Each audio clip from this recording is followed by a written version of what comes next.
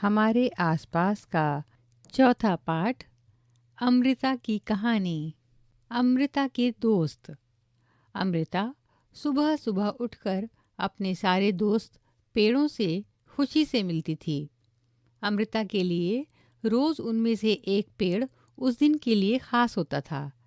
वह उस पेड़ से लिपटकर उसके कान में धीरे से कहती, दोस्त, तुम सुंदर और ताकतवर हो। तुम ही हो जो हम सबका ध्यान रखते हो। इसके लिए धन्यवाद। मैं तुमसे बहुत प्यार करती हूँ। तुम अपनी शक्ति मुझे भी दो। अमृता की तरह गांव के दूसरे बच्चों की भी पेड़ों से दोस्ती थी। वे घंटों पेड़ों की छाया में खेलते थे। क्या तुम्हारे घर के आसपास किसी मैदान या स्कूल के रास्ते में कोई ऐसी जगह है जहाँ पेड़ लगाए गए हैं? उन्हें वहाँ क्यों लगाया गया है? क्या तुमने किसी को उनकी देखभाल करते देखा है? किसको? क्या उनमें से किसी पेड़ पर फल लगते हैं? उन्हें खाता कौन है? ललिता को लगता है कि उसके स्कूल की दीवार के साथ उगे हुए छोटे छोटे पौधे और घास किसी ने लगाए नहीं हैं।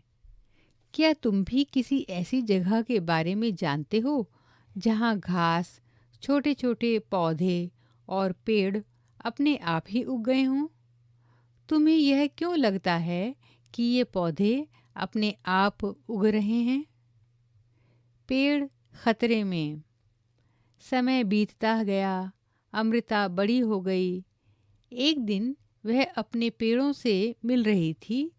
तभी उसने देखा कि गांव में कुछ अनजान लोग कुल्हाड़ी लेकर खड़े हैं। पूछने पर पता चला कि वे राजा के आदमी थे। राजा के कहने पर वे लकड़ी के लिए पेड़ काटने आए थे। लकड़ी राजा के महल के लिए चाहिए थी। यह सुनते ही अमृता के होश उड़ गए।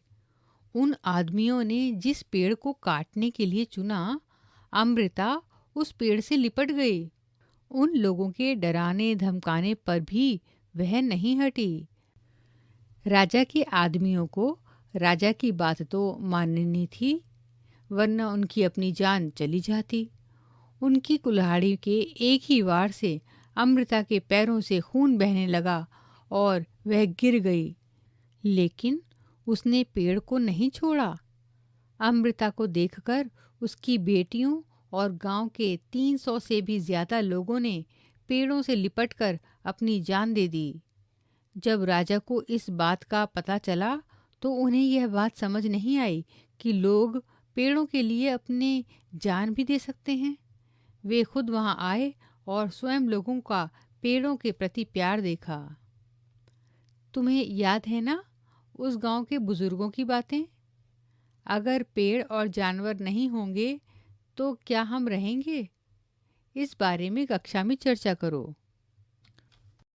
सुरक्षित गांव। राजा पर गांव वालों की बातों का बहुत गहरा असर पड़ा। उसने आदेश दिया कि इस इलाके में कभी कोई पेड़ नहीं काटेगा और ना ही कोई शिकार करेगा। आज 300 साल बाद भी यहाँ के लोग, जो बिश्नोई कहलाते हैं, पेड़ों और जानवरों की रक्षा करते हैं। रेगिस्तान में होते हुए भी यह इलाका आज भी हरा भरा है। जानवर बिना किसी डर के इधर उधर घूमते हैं। तुमने तीसरी कक्षा में जिस पेड़ से दोस्ती की थी, वह अब कैसा है? इस साल एक और नए पेड़ से दोस्ती करो। अपने दोस्त पेड़ों को क्या तुमने साल भर में मौसम के साथ बदलते देखा है? किसी एक पेड़ के बारे में लिखो।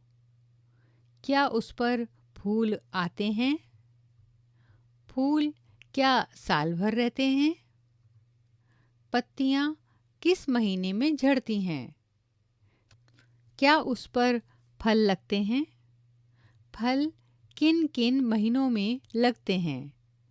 क्या तुमने ये फल खाए हैं? तुमने टीवी या अखबार में देखा या पढ़ा होगा कि फिल्म एक्टरों के खिलाफ कानूनी कार्रवाई हुई थी। चर्चा करो, लोग शिकार क्यों करते हैं?